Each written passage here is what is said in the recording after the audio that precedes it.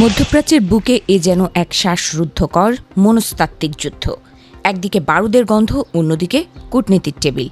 একদিকে ওমান উপসাগরে মার্কিন যুদ্ধজাহাজে ইরানি হামলার দাবি, কুয়েত বিমানবন্দরে ক্ষেপণাস্ত্র আঘাতের ভয়াবহতা, অন্যদিকে ঠিক একই সময়ে পর্দার আড়ালে ওয়াশিংটন ও তেহরানের মধ্যে চলছে গোপন ও নাটকীয় দর কষাকষি।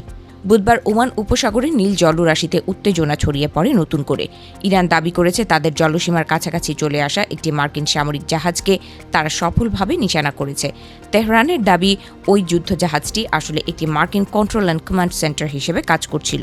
তবে মার্কিন সেন্ট্রাল কমান্ড সেন্টকম তড়িঘড়ি করে এই হামলার দাবি সম্পূর্ণ অস্বীকার করেছে। এদিকে সমুদ্রের এই উত্তেজনা ছড়িয়ে পড়েছে স্থলেও।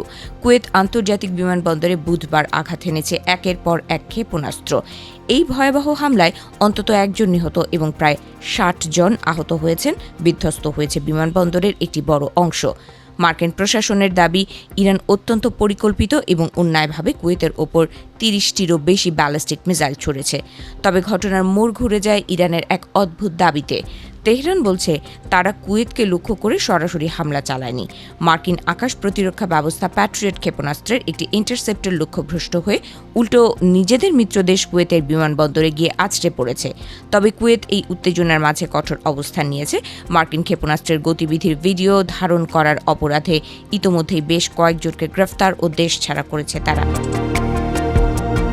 বাহ্যিক এই রণক্ষেত্রের আড়ালে ওয়াশিংটনের কংগ্রেসের ভেতরেও ঝড় উঠেছে। মার্কিন হাউস ফরেন অ্যাফেয়ার্স কমিটির শীর্ষ ডেমোক্র্যাট নেতা গ্রেগরি মিক্স পররাষ্ট্রমন্ত্রী মার্কো রুবিওকে তীব্র ভাষায় জেরা করেন।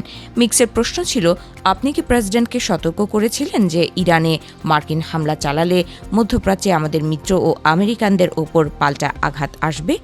রুবিও ধোঁয়াশাপূর্ণ জবাব দিয়ে বলেন, আমরা যে কোনো পরিস্থিতির জন্য প্রস্তুত ছিলাম। কিন্তু এই নাটকের সবচেয়ে বড় চমক অপেক্ষা করছিল কূটনীতির টেবিলে। একদিকে যখন লেবাননে ইসরায়েলের আগ্রাসনের প্রতিবাদে ইরান আলোচনার টেবিল থেকে ওয়াকআউট করেছিল, ঠিক তারপর দিনই ইরানের পররাষ্ট্রমন্ত্রী আব্বাস আরাকচি বোমা ফাটানোর তথ্য দেন। তিনি জানান, ওয়াশিংটনের সঙ্গে তাদের যোগাযোগের সুতো একদম কেটে যায়নি। গোপনে দুই পক্ষের টেক্সট বা বার্তা আদান প্রদান চলছে, যদিও এখনও বড় কোনো অগ্রগতি হয়নি। মার্কিন প্রেসিডেন্ট ডোনাল্ড ট্রাম্প অবশ্য চিরচেনা ভঙ্গিতে দাবি করেছেন যে ইরানের সঙ্গে একটি বড় চুক্তি একেবারে হাতের নাগালে। তবে আমেরিকার শর্ত পরিষ্কার, ইরানকে তাদের পরমাণু সমৃদ্ধকরণ এবং ব্যালিস্টিক মিসাইল প্রোগ্রাম চিরতরে বন্ধ করতে হবে। পররাষ্ট্রমন্ত্রী মার্কো রুবিও জানিয়েছেন, মার্কিন সামরিক অভিযান অপারেশন এপিক ফিউরি ইরানের ড্রোন ও ক্ষেপণাস্ত্রের প্রতিরক্ষা কবচকে ভেঙে দিতে সক্ষম হয়েছে এবং এই চাপের মুখেই ইরান আলোচনার টেবিলে ফিরতে বাধ্য হয়েছে।